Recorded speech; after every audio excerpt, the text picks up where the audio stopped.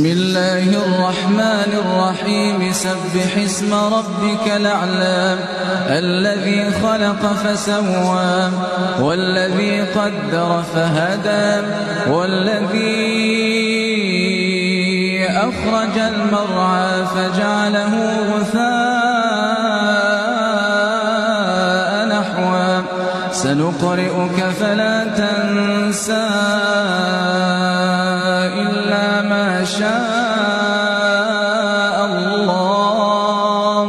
إنه يعلم الجهر وما يخفى ونيسرك لليسرى فذكر إن نفعت الذكرى سيذكر من يخشى ويتجنبها الأشقى الذي يصلى النار الكبرى